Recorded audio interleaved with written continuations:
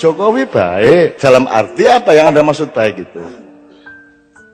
Apa mereka penjahat? Ya enggak. Apa mereka mencuri? Ya enggak.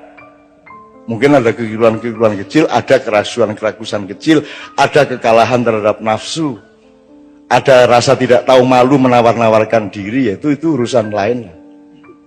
Kalau kayak kita ini kan, Anda kan enggak tega menawarkan diri toh. Gitu loh, enggak.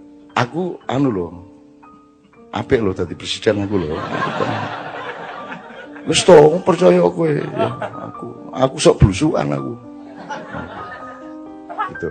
Nah, ada yang enggak, itu kan soal enggak tahu malu gitu. Enggak ada masalah. Tapi kalau baik-baik semua, masalahnya Mas, Indonesia ini tingkat komplikasi masalahnya sedemikian ruwetnya sehingga tidak cukup hanya dipimpin dan diatasi oleh orang baik.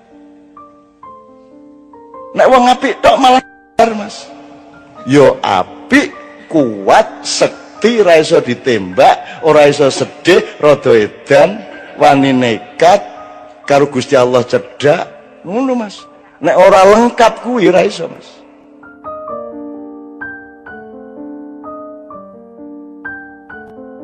Mengenai presiden, yang mana yang baik? Apakah Jokowi baik Mas?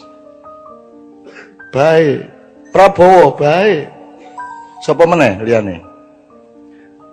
Prabowo itu salah satu yang diperintah. Jadi ada beberapa satuan yang diperintah untuk mengantisipasi kelompok-kelompok aktivis pada tahun 97. Ya. Nah, sialnya Prabowo itu ketika dia menculik tapi tidak dimusnahkan. Terus jadi orang hilang itu. Yang diculik oleh pasukannya Prabowo ini dikembalikan ke masyarakat. Makanya sekarang mereka ikut Gerindra. Memang diculik, tapi ora dipateni ngono lho. Iki salahe dhek ning ngono kuwi. Kudune dipateni ora ana masalah wis. Sebagaimana kelompok-kelompok yang lain. Makanya Pius, Haryanto Taslam ikut Gerindra sejak awal. Mereka berterima kasih kepada Prabowo ngono lho. Aku iki tapi aja njur terus ngene lho. Meskipun aku iki gawe-gawein sakarmu gak masalah. Aku wis tidak akan bergeming sehelai bulu saya oleh fitnah dan manipulasi, ora masalah. Engko ngene gambaran. Nganggo iki pisan to ya.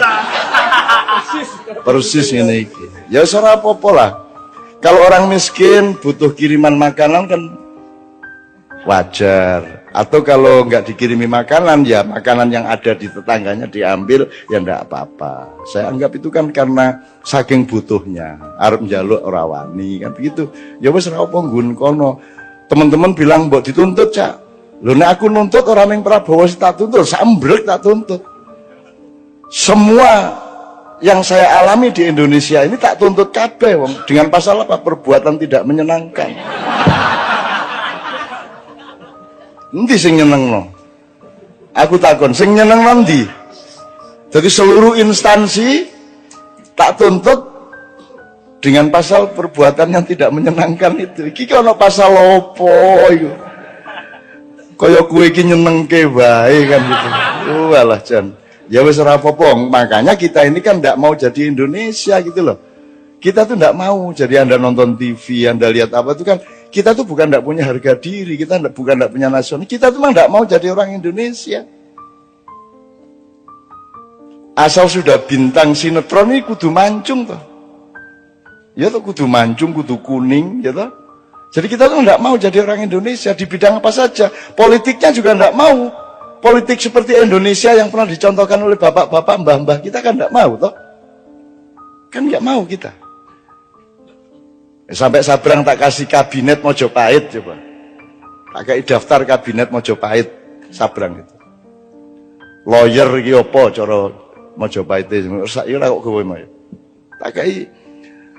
Tak kasih tahu dengan bahan-bahan dari banyak teman bahwa dulu KUHP yang pertama diterapkan pada sebelum Rasulullah di zaman Kalingga, sebelum ada Muhammad bahkan SAW ya, itu sudah ada 172 pasal hukum resmi. Dan di zaman Kalingga itu tidak ada orang nyopet, tidak ada orang mencuri. Bahkan anaknya Ratu Sima itu dipenggal kepalanya oleh ibunya sendiri karena apa? Asal usulnya karena si anaknya ini apa namanya? Raja karena banyak pendatang, kemudian ada pendatang naruh emasnya di pasar karena ingin ngecek, coba katanya orang Kalingga itu tidak ada yang mencuri. Terus ditaruh seperti emas, berlian, permata, rakaruan kayak di pasar itu tidak ada orang menyentuh sampai 2 tahun.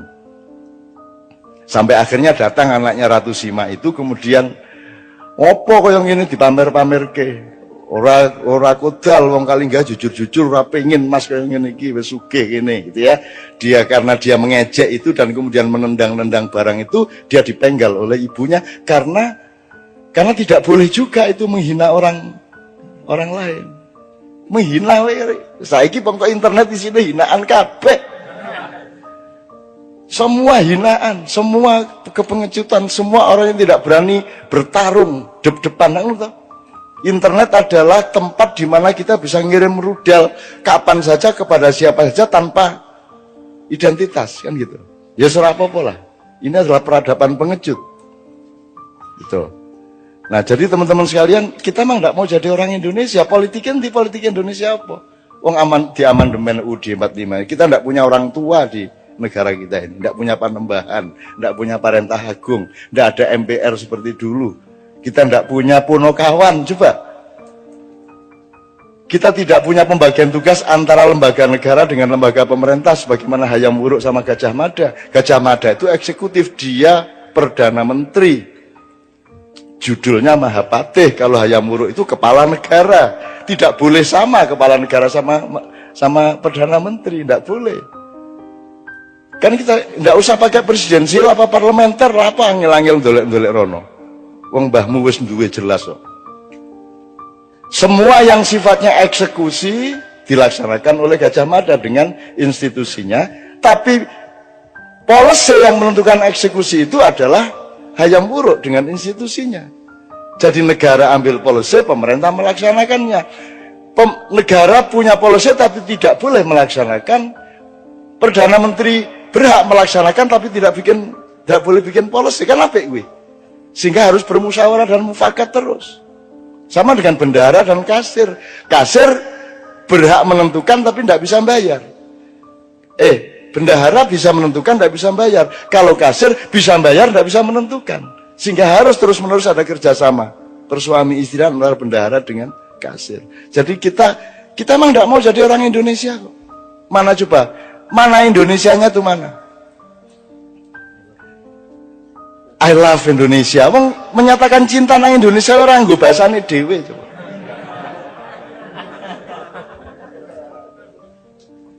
Coba piye kuwi? Yang saya temukan ya banyak Indonesia yang nyun sewu lah, aku ora pamer lah. Anda ini Indonesia. The Red itu Indonesia. Itu Indonesia. Ngono kuwi wong Indonesia ngono kuwi. Nek arep sadis kene tak dudui sadis, ya ta? Nek arep cuklek sikile kene, tak pecah. Diancam dicuklek sikile bol pecah kan wong Indonesia lah ngono kuwi. Arep menggok nengen liwat kiwa nyet ngono kae ta. Ah kuwi ta. Itu orang Indonesia. Ndak ada dimanapun di seluruh planet, ndak ada. Ada orang naik motor mau belok kanan seko kiwa nyit. Ono mobil-mobil motor diliwati kabeh. Itu hanya sok-sok mobil bareng. Mobil ya wani. Nyit ngen iki motornya wani. Dan itu hanya orang Indonesia. Jadi orang Indonesia itu orang yang dahsyat, cuman tidak diberi peluang untuk tidak dirantai. Dia selalu dirantai sejak kecil. Nah, Anda bermakyah ini, Anda mengurai rantai di kaki Anda, dan Anda menjadi manusia merdeka. Anda mengenali diri sendiri sehingga Anda bisa menentukan siapa presidennya karena engkau mengenali dirimu sendiri. Begitu kata anak saya tadi, Mas. Ngono, bapak anak itu komposisinya luar biasa. Gue ngerti biar caranya angel iku didik anakku sehingga iso komposisi intelektual kaya ngono kuwi. Angel kuwi. Angel tenan kuwi. Tak sengsarake suwe kuwi. tak buat nang Kanada atau tak tilii ya. Biyen mau kowe ora iso bahasa Inggris ning luar negeri golek kos dhewe, golek kuliah dhewe ngono. Akhire nunut ning masjid ya ben wae. Ben wae anakku. Ah bapakmu luwih sengsara mbiyen. Nah ngono ta ada. Enake bapak ning ngono kuwi. Sak sengsara-sengsaramu isih luwih sengsara bapakmu le. Ah ngono kuwi kalah anak pokoke kalah nyana ora arep menang piye. Jadi baik Mas, Jokowi baik. Dalam arti apa yang Anda maksud baik itu? Apa mereka penjahat? Ya enggak. Apa mereka pencuri? Ya enggak. Mungkin ada kekeliruan-kekeliruan kecil, ada kerasuan-kerakusan kecil, ada kekalahan terhadap nafsu, ada rasa tidak tahu malu menawar-nawarkan diri, yaitu itu urusan lain lah. Kalau kayak kita ini kan Anda kan enggak tega menawarkan diri toh. Itu loh enggak. Aku loh. Apik loh tadi presiden aku loh. Wis to percaya kowe ya aku sok blusukan aku. Gitu. Nah, ada yang enggak, itu kan soal enggak tahu malu gitu. Enggak ada masalah. Tapi kalau baik-baik semua, masalahnya Mas, Indonesia ini tingkat komplikasi masalahnya sedemikian ruwetnya sehingga tidak cukup hanya dipimpin dan diatasi oleh orang baik. Nek wong apik tok malah Mas. Yo apik, kuat, sekti, ora iso ditembak, ora iso sedih, rada edan, wani nekat, karo Gusti Allah cedak, ngono Mas. Nek ora lengkap kuwi ora iso Mas. Nek kowe iso ditembak, kowe ditembak sedelat wae. Gitu loh Mas. Ini Indonesia, ini red ini. Gitu loh. Tapi mungkin juga enggak apa-apa. Artinya orang Indonesia dianggap kejem jebul ya ora, dianggap ora bol kejem banget. Indonesia kok, tukang sulap kok. Jadi wedhus ngono. Wow, iki wedhus jebol sapi. Wah, iki partai sapi jebol gabung karo musang. Wah, iki musang. Lho kuplukan. Ora cetha Indonesia iki ora cetha. Betul enggak, Mas? Coba bupati-bupati yang bagus-bagus yang kita dikenali Kiai Kanjeng selama ini kan bupati PDIP malah. Ya PKB ya ono. Ning PDIP iki preman asal-usule, ning begitu dadi bupati kan gelem ora gelem kan pegewuh karo rakyat Islam kabeh. Akhirnya kuplukan. Terus minggu kedua alah melu salat jamaah, masa ora tau melu salat jamaah. Akhirnya jemuan keliling. Suwe-suwe mosok sih bupati kok orang ngadake pengajian ning omahe, suwe-suwe pengajian rutin ning omahe. Kan gitu. Ya nek ngono sisan majelis zikir, gawe majelis zikir, suwe-suwe dadi santri. Gitu loh Mas. Jadi wong Indonesia iki orang nganggo teori ngono-ngono kuwi. Jadi di Indonesia itu warung soto dodolane pecel. Ya ra Mas? Bapak, ya ta Mas? Kan misalnya naik PKS kan partai Islam, inspirasinya dari Ikhwanul Muslimun, ya toh, berarti nanti akan mempresidenkan, mencapreskan orang yang memang karakter dan ideologi dan keislamannya yang memang kondusif terhadap PKS, kan gitu kudune. Wong nek dodol soto ki ya, nek warung soto ya dodol soto. Saiki ora.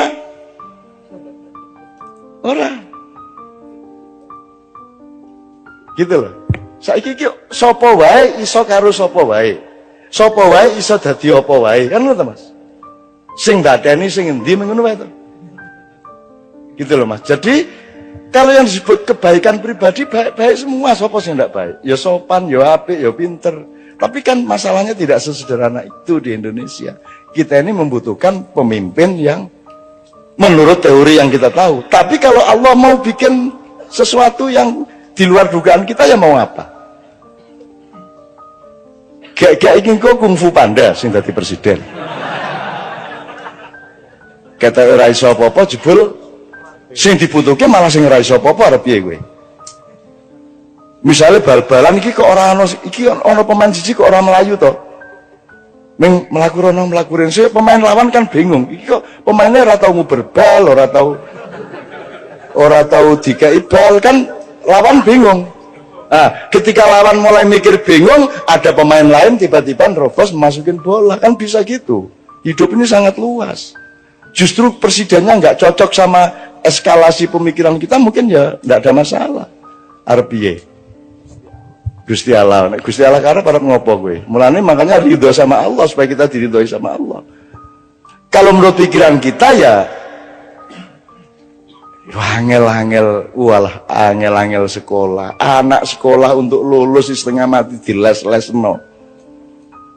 Ya toh, nganggu unas, nganggu stres, nganggu segala macam. Ya toh Mas, itu kan mergo menungso ki ono tataran-tatarane. Lah iki ki ora nggo tataran apa moro-moro ning dhuwur iki piye? SMP ora lulus, langsung entuk ijazah SMA, ngono ta? Terus mlebu kuliah, urung ana setahun nih lho wis arep diangkat dadi sarjana utama. Lah ngono ta sing kedaden. Kalau menurut cara berpikir normal kita kan ya enggak cocok piye to iki.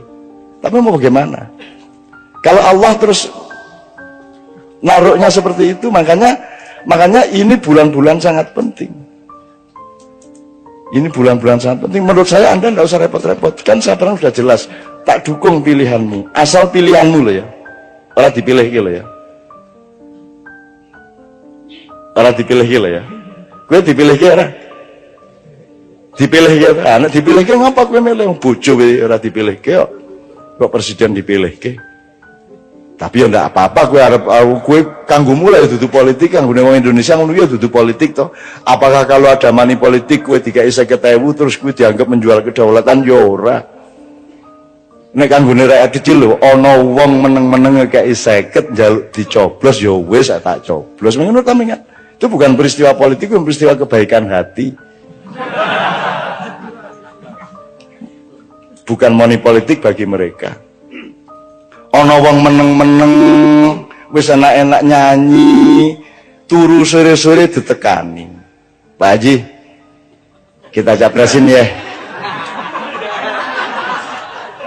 Wis begadang jangan begadang, wis enak-enak nyanyi jadi maestro, orang nomor 1 di dunia, seorang inovator menggabungkan musik rock dengan musik Melayu menjadi dangdut, kan sudah dahsyat sekali melebihi presiden toh, dan dia akan terkenal melebihi presiden siapapun. Lu wis enak-enak nyanyi ngantuk sore-sore ditekani kalau arek denanyar iku.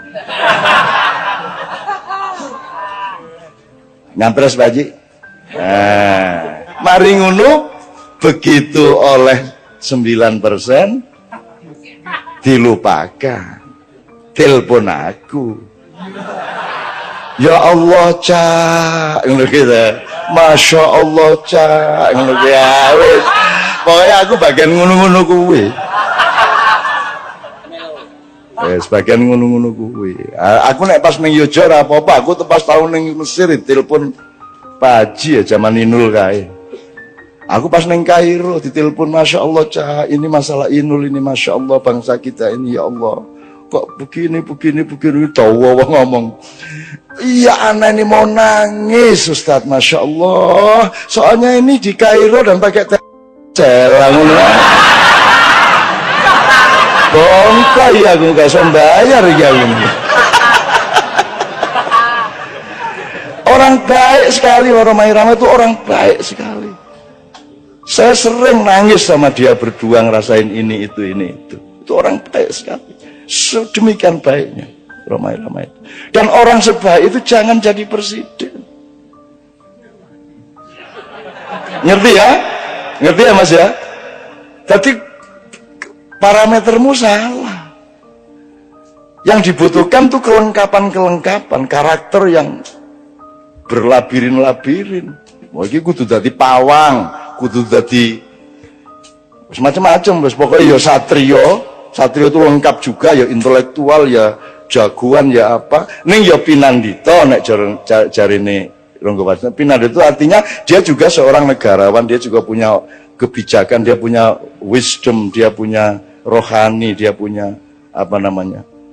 Kawaskitan, lantip, waskito kan begitu. Tapi itu juga tidak cukup, dia harus punya tali sambungan dengan Allah, sinisian wahyu.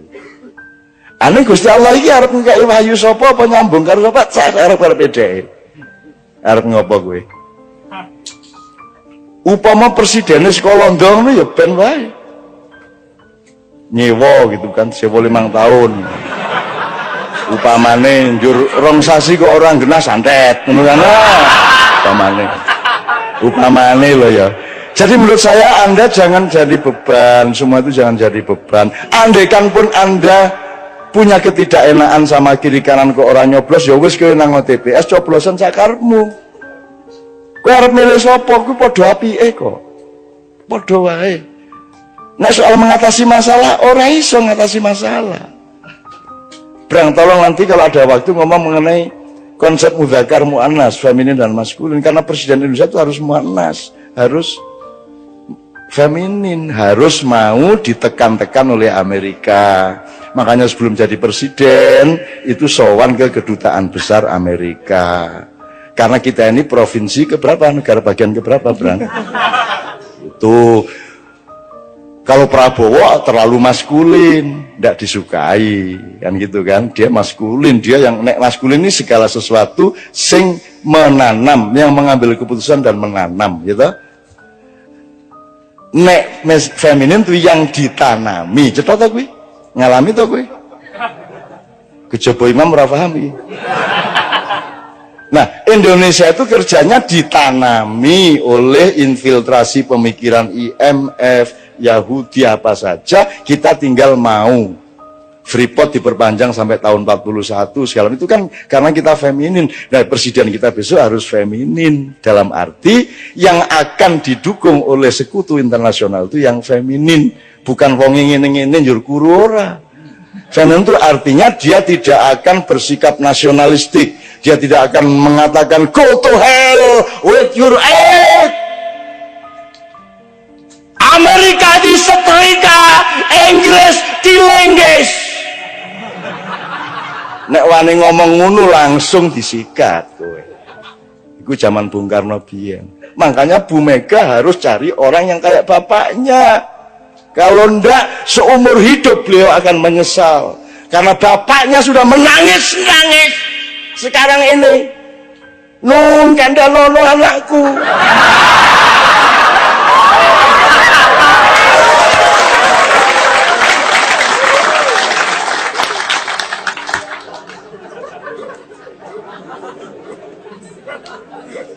Ini tak dawano gak sido capres iki. Ya tak omongno ndek-ndi gak sido capres, wis apik kabeh ya ini. Ini sekarang ini situasinya lebih berbahaya dari tahun 65. Dan sekarang pemetaan nasional itu persis 62, 63, 64. Aku tidak akan jelaskan, nanti jadi fitnah. Anjane saiki kira betul-betul butuh perbaikan mendasar, ibarat mobil turun mesin Indonesia ini. Jadi kita punya problem besar dalam soal ketatanegaraan. Kita punya problem besar terhadap sah tidaknya akad nikah kita pada tahun 1945 dan 28. Kita punya masalah besar terhadap struktur dan etika pembagian kerja kenegaraan kita. Negara dan pemerintah tidak ada bedanya dan seterusnya. Bahkan dalam misalnya aku mau cerita kalau Pak Mas Didi soal MK tadi, tapi tidak usah saya ngomongin kapan-kapan aja. Tapi intinya kita punya masalah ekonomi, masalah kenegaraan, konstitusi, logika, nasionalisme, kita punya masalah. Beliau ini saiki dadi alang-alang, Pak Wesa. Alang-alang itu lah dianggap gak produktif. Kon tak kandhani ya. Nek Merapi kate mbledos, kabeh wong di sekitar Jogja di lereng Merapi nandur alang-alang. Kok nandur alang-alang? Loh, pohon, tanaman yang punya getaran untuk menyelamatkan sekitarnya dari lahar dan wedhus gembel itu alang-alang. Dadi nek Merapi mulai apa ya apa, wong-wong nandur alang-alang, Pak. Jadi beliau bikin sanggar alang-alang itu untuk menghalangi segala kemungkinan kerusakan dan kemungkaran yang terjadi pada generasi muda dan anak-anak itu. Kemana? Kapan-kapan kita baca bukunya Mas Iman Budi Santoso, seorang sastrawan di Jogja, senior saya, mengenai pohon-pohon, mengenai nama desa. Nek Jombang ono jenenge alang-alang Caruban. Ya, ono meneh Pengalangan, Jadi itu semua ada riwayatnya. Semua desa-desa di Jawa itu punya nama-nama pohon. Nama pohon itu banyak dijadikan lambang atau hikmah atau ilmu dari teritorial itu Mas ya. Oke, tak persingkat gini Mas Didit ya. Saya sangat paham pemikiran Anda dan saya bukan tidak setuju. Kita semua standby untuk tutwuri handayani ya monggo, nek anjane sing penting iku untuk ing madya mangunkarsa ya ayo, untuk ing ngarsa sing tulodo ya ayo, gak masalah. Nek anjane tepatnya seperti itu, ndak ada masalah. Dan memang wis wayahe. Kita butuh kongres nasional kenegarawanan Indonesia misalnya. Tak ceritani ini. Tak mulai Pak Harto zaman Pak Harto jauh sebelum reformasi, jauh sebelum ada rame-rame di Jakarta, saya menerbitkan selebaran. Judulnya Kita Memerlukan Dewan Negara, TNI harus berpihak kepada rakyat. Yang nyetak Zaki, yang sekarang manajer Kiai Kanjeng. Zaki wedi cak iki wanita ngomong ngene iki. Ya. Besok Zaki ada dengan Kiai Kanjeng di Gresik. Takono. Zaki rodok ndredeg iku. Cak wanita musuh Pak Harto kaya lho. Aku gak musuh Pak Harto, aku iki ngomong sing bener iki ngene. Kita cetak. Dibutuhkan Dewan Negara. Karena pemerintahnya sedang kacau, maka yang dibutuhkan adalah level di atasnya yang mewakili nasionalisme sejati, yaitu Dewan Negara. Sekarang juga dibutuhkan itu. Menurut saya harus ada musyawarah kenegarawanan Republik Indonesia, mengumpulkan semua orang-orang yang memang punya nasionalisme dan hidupnya memang membuktikan dia bersih dari perusakan-perusakan atas Indonesia, untuk membenahi tadi itu konstitusinya, reamandemen, bentuk negara. Kita punya masalah kenegaraan yang sangat serius. Aturan-aturan tentang hutang, aturan nek kon dadi presiden 5 tahun utangnya oleh sak piro, ojo kon bebani presiden berikutnya. Harus ada etikanya, harus ada aturannya. Kan sekarang semua pada tidak tertata dan seterusnya. Jadi kita butuh musyawarah kenegarawanan. Tidak usah negarawan, cek cemburu. Musyawarah kenegarawanan Indonesia. Wong tuwek-tuwek, wong sing murni-murni ngelompok memberi rekomendasi dan gak perlu metoto-metoto, gak perlu sumbar-sumbar. Dan gak musuhi sapa-sapa. Ini untuk mencintai bangsa Indonesia dan menjaga tanah air Republik Indonesia yang Allah kasih ke kita dan harus kita rawat sebaik-baiknya. Satu ya. Saya bikin selebaran Dewan Negara itu ya kira-kira tanggal awal Mei. Terus padang bulan pas tanggal 12 Mei di Jombang, Menturo. Terus aku pamit, Rek, iki aku menenang Jakarta soalnya kok beberapa hari ono goro-goro di Jakarta. Kemudian terjadilah penembakan Trisakti besoknya. Kemudian terjadi pembakaran-pembakaran, penjaraan-penjaraan sampai ke Surabaya, sampai ke Makassar, dan terutama di Jakarta. Sampai akhirnya kita kumpul yang 5 orang itu, Anda tahu, Cak Nur, saya, Pak Melik Fajar, Imam Utomo Dananjaya, sama Pak Sudrajat. Kita merumuskan saran agar Pak Harto turun dengan kita kasih metodenya dan cara-cara untuk supaya rakyat tetap selamat dalam keadaan perubahan ini. Dan kita ajukan pada tanggal 17. Kemudian kita konferensi pers, nangis-nangis kabeh. Aku dijaluk melok ndonga dan nangis kabeh. Dan ingin betul-betul ada perubahan yang darurat di Indonesia pada waktu itu. Karena Amerika sudah tidak suka sama Pak Harto. Semua di luar negeri sudah tidak merestui Pak Harto. Rakyat sudah jenuh semuanya dan seterusnya. Terus kita kasih saran, Pak Harto gini-gini, ini saatnya sampean turun. Sampai tak bujui Pak, wis tak sampean iku wis tuwuk ta. Masuk gurung tuwuk sampean dadi presiden. Wis sampean lereno cek mulya, gak padeken gak ngono. Akhirnya kan semua orang tahu bahwa saya yang ngajarin Pak Harto ngomong saya tidak jadi presiden tidak padeken ngono. Lho iku gak padeken lho cara ndi? Nek gak cara Jawa Timur ya. Ya. Anda sudah tahu kemudian tanggal 18 kita setelah kita konferensi pers, kita ke seluruh dunia kita umumkan, kita akan melakukan perubahan di Indonesia. Tanggal 18 kita kasih ke Mensesnek, bahwa itu Pak Saidillah Mursi. Jam 11 kita kasih, jam 3 sore dikasihkan ke Pak Harto. Pak Harto membaca, merenung, sholat asar, sholat maghrib, terus habis isya Pak Harto telepon Mbak Novia. Pak Harto sing telepon nang Mbak Novia, mergo aku gak ono sing nrimo Mbak Novia, bilang Cak Nun saya siap melaksanakan sarannya untuk mundur dari jabatan presiden. Itu tanggal 18 malam. Tapi tolong kita atur supaya perubahan di Indonesia ini tidak menimbulkan bentrokan-bentrokan.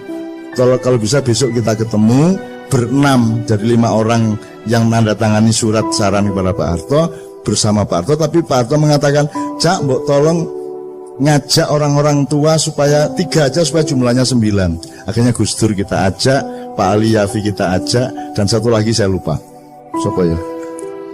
Ada orang tua satu lagi saya lupa. Dan seterusnya. Paginya kita ketemu dan aku ganti sepatu rek. Waduh, aku nyele Pak Bariman. Pak Bariman itu saya guru SMA Muhammadiyah di Denpasar. Terus tak sosok-sosok tak gaya-gaya, pokoknya sementing mosok aku sandalan rek anu. Terus tak sekali lagi sepatuan lepo tahun ini melicat temenan. Terus demi Indonesia gak apa-apa sih kalau melicat. Wes. Oke, akhirnya semua proses kita jalankan Pak Harto mudun, tapi di tengah jalan dikhianati oleh sejumlah tokoh. Jadi reformasi itu sebenarnya konsepnya adalah bukan Pak Harto turun terus Habibie naik. Yang salah kan semuanya. Jadi Pak Harto turun, kabinet bubar, DPR bubar, MPR bubar, kita bikin MPRS, Majelis Pemusyawaratan Rakyat Sementara, yang sudah kita daftari sebanyak 45 orang, nomor 1 Abdurrahman Wahid, nomor 2 Megawati, nomor 3 ini, sampai Daniel Sparingga, sampai macam-macam, pokoknya 45 orang.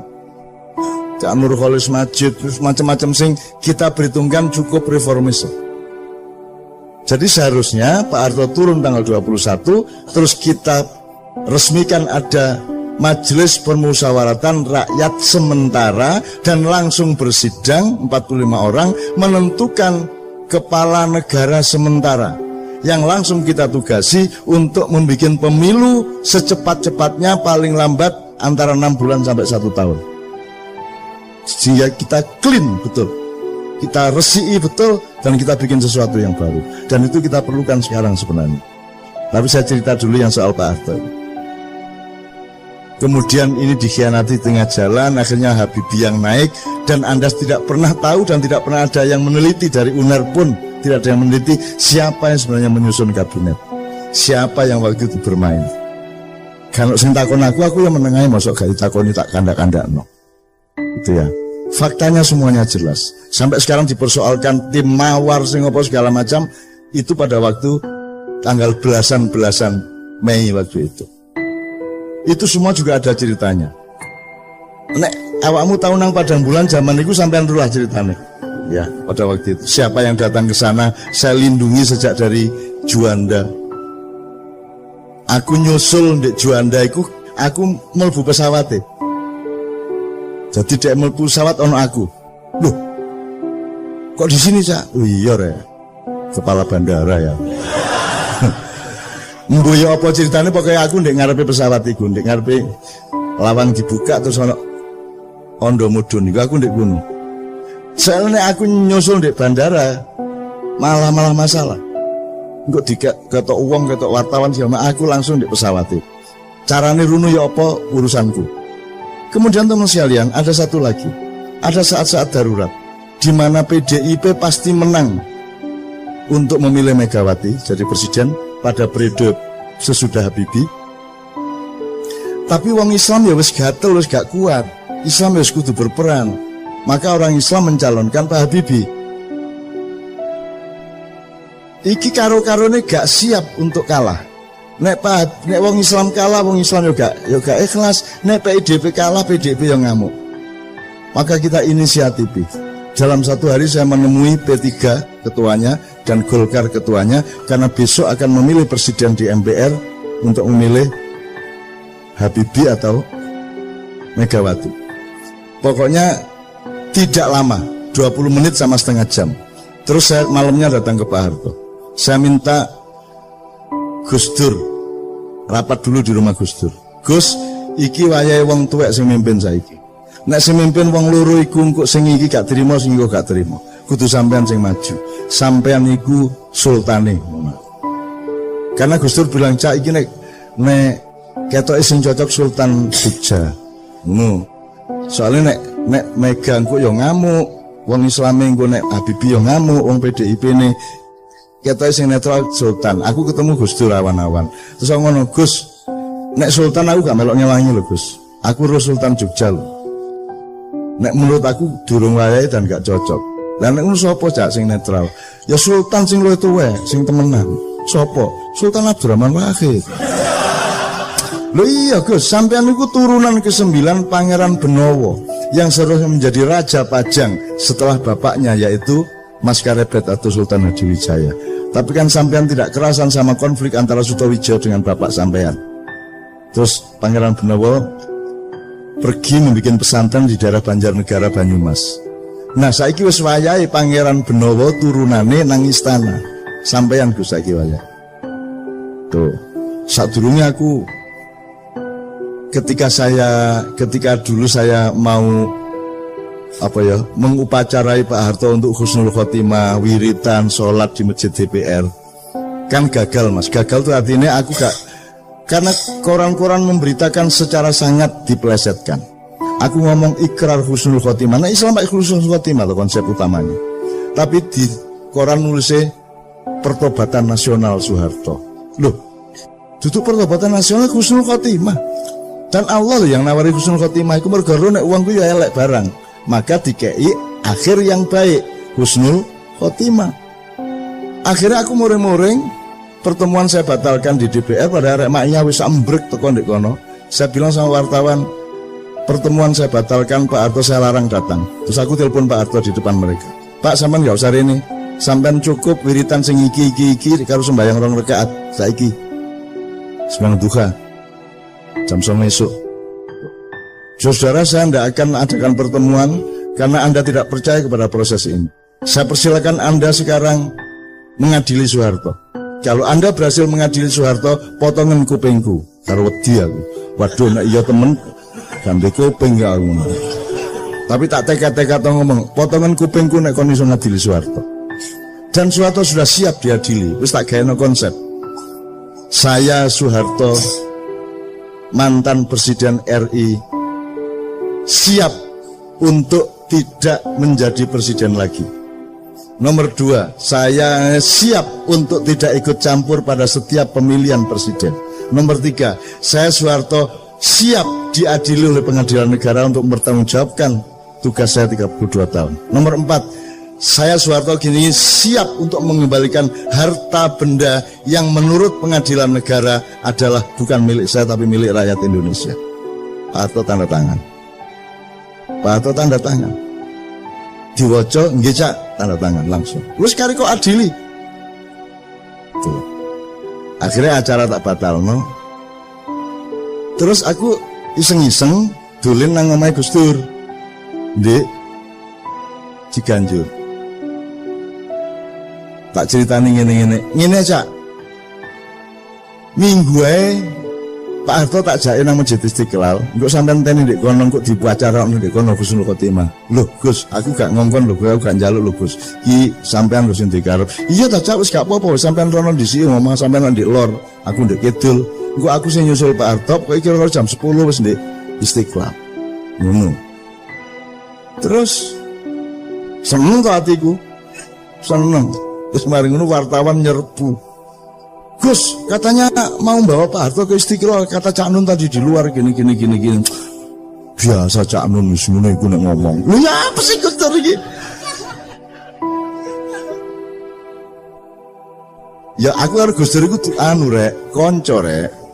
Guyon, memel. Aku karo Gus Dur gak tau ngomong serius. Cerita sing gak ngono. Wes pokoke memel ngono iku guyon jombangan iku lho. Karena aku gak ono formal-formal, itu sahabat saya. Jadi pokoknya intinya Mas, terus aku kepeduk Gus Dur sebelum pemilihan beberapa jam, dan saya bilang sama Gus Dur, Gus sampai tadi presiden insya Allah, enggak sore. Kan wilayahnya malam Mas. Untuk sore. Tiap aku njaluk loro Gus. Mergo aku sing usaha, aku sing njaluk P3 kudu milih Gus Dur. Golkar kudu milih Gus Dur. Nek kalian berdua akan mengalahkan PDIP. Ngono. Masalahnya bukan saya tidak setuju Megawati, cuman situasinya tidak memungkinkan. Saiki kudu wong tuwek sing mimpin Indonesia, itu situasinya pada waktu itu. Mulanya aku menjaluk loro Gus Sarati sampean ngurusi Aceh temenan karena masih ribut terus Aceh. Nomor loro gak ono mistik, gak ono Nyai Roro Kidul. Sampean gak ruta tema iku di Indonesia. Nyai Roro Kidul jek ono terus, jek digawa-gawa terus. Tapi aku njaluk Gus Dur, Gus wis gak ono Nyai Roro Kidul. Terus Gus Dur jawab ngene karo turu ini. Aceh gampang Cak. Gampang ya nopo wong gak beres-beres. Macam-macam tak tabok. Gus Dur wenteng enek ngomongin. Terus Nyai Roro Kidul ya apa lu? Wis tak SMS wingi Cak. Ya apa ya? Ya apa Gus Dur? Wis tak lu di SMS ya apa? Tak kon jilbaban. Gus Dur lho, idene iki lho. Bayangno Nyai Kidul jilbaban seluruh gitu. Imajinasi nerjit nakale wong ya Allah guyu cekikan Gus sampean niku masyaallah. Wis nek swarga gak ono sampean lak gak enak swarga niku sangono. Wis sampean iki top wis ya bayangno Nyai Kidul jilbaban niku. Dan seterusnya ya. Jadi presiden dia. Nah, itu adalah momentum-momentum darurat Mas Didit yang memang perlu kita lakukan. Dan sekarang ini sebenarnya potensinya menuju ke situ. Itu yang sampai maksud tadi. Cuman saya ini kan orang yang tidak punya api. Aku gak ada nafsu. Bukan soal nyongok loh ya. Maksudnya saya tidak punya libido politik. Saya tidak punya sedikit pun gairah untuk mimpin negara. Presiden kan duwe blas. Kan duwe blas. Soge kan duwe aku. Aku seneng karo kon mek ngono tok. Asik membicarakan sesuatu yang menggembirakan mek ngono tok aku. Jadi gelandangan aku gak masalah. Gitu. Jadi aku gak duwe nafsu materialisme, kekuasaan, popularitas gak duwe aku. Alhamdulillah gak duwe. Tuh. Jadi saya tidak akan melakukan itu kalau saya tidak diperintah. Kalau ada perintah, nanti akan ada gejalanya, ada tanda-tandanya, ada ayat-ayatnya nanti. Gitu. Dan saya juga tidak GR bahwa saya penting di Indonesia. Anggitmu aku aniku penting tak Maiyah itu. Indonesia kenal Maiyah tak gak? Agak kenal kok. Ojo GR petuta-petuta kaya yo. Nah awakmu merasa api alhamdulillah. Tetapi ojo merasa kon iku penting di Indonesia. Aku gak penting kok. Aku ngomong titik keliru untuk mereka wis dintekno aku didik-idik kaya ngono iku. Untung aku hanya seekor semut dengan setetes air menuju Ibrahim kan gitu. Jadi teman sekalian memang sekarang sudah saatnya seperti itu, tapi sudahlah kita bersabar, jangan khawatir. Anggitmu kan Gusti Allah ta. Anggitmu kan malaikat ta. Anggitmu kan Nabi wis mati ta. Anggitmu Sunan Kalijaga gak ono ta. Anggitmu wis gak ono kabeh ta. Anggitmu mek ono awakmu tok ta. Gak. Masih lengkap dunia dan alam semesta ini, dan Allah punya skenario, dan Allah punya rencana, dan Allah punya irama, Allah punya langkah-langkahnya. Kita sami'na wa ata'na kepada Allah. Jadi yang penting awakmu selalu menunjukkan manusia yang baik, yang bermanfaat, yang seimbang, yang berpikir jernih, dan lain-lain yang sudah Anda omongkan tadi. Itu yang saya maksudkan. Alhamdulillah. Wis angger awakmu tadi rakyat sing apik, insya Allah akan ada pemimpin yang baik, dan awakmu insya Allah juga menjadi pemimpin yang baik di skala dan perspektifnya masing-masing. Amin ya rabbal alamin. Kira-kira ngono ya.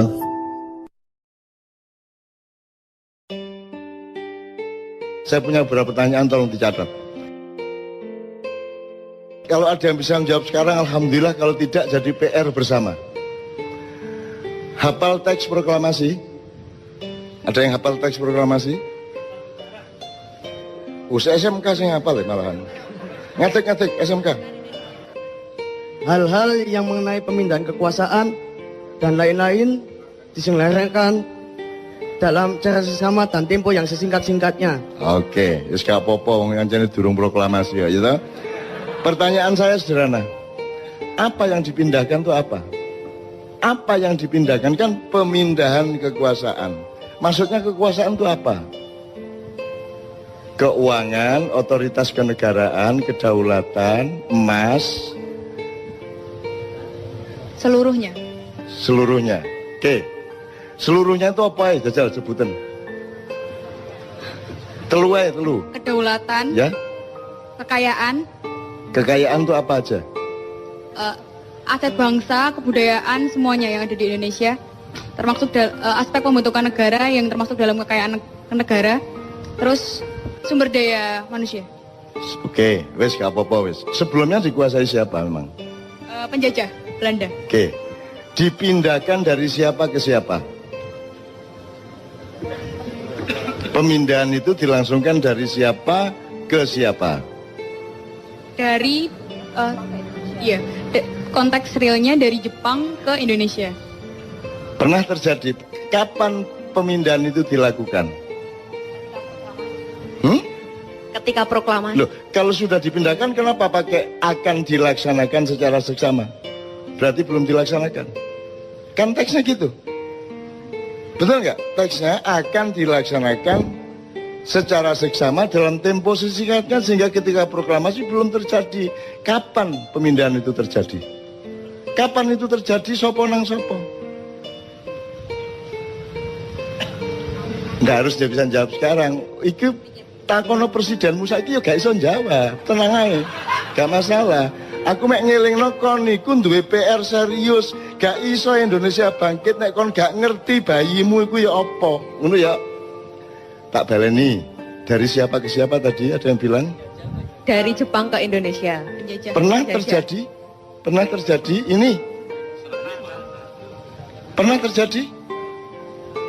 Serah terima pemindahan itu? Saya belum lahir, Cak Nur. Lah, anek jawabannya ngono. Iya, tadi kon kok sholat ping 5. Nah, kok jawabannya ngono meneh kon gurung lahir ayo. Mbah Nun, Engko ya. Mbah Nun nun sewu, kula nderek tukar pikiran nggih. Iya. Terus ketika Jepang datang ke Indonesia, Jepang menjanjikan akan membantu proses kemerdekaan Indonesia dari Belanda. Sebenarnya yang mau dipindahkan kedaulatan itu dari Belanda ke Indonesia. Jepang itu janjinya mau membantu. Makanya dibikin BPU PKI, Badan Persiapan dan seterusnya. Oke. BPU PKI pada saat itu dia belum bikin secara detail negara ki koyo apa. Sing dibikin BPU PKI filsafat kemerdekaan. Sing dimaksud merdeka itu ya apa? Sehingga akhirnya tersusunlah proklamasi. Belum mikir undang-undang, belum mikir dasar negara, belum mikir struktur kabinet. Sing dipikir waktu itu BPUKI filsafat merdeka. Merdeka itu ya apa? Lah, setelah proklamasi Pak Karno matur tenggene teksin niku mau hal-hal di proses secepatnya dengan seksama. Hal-hal yang dimaksud itu banyak sekali. Bahkan sampai akhir ini belum terselesaikan.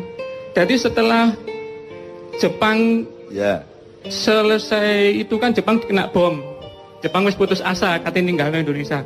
Itu variabel. Maksud saya kamu tuh menjawab A dulu baru B.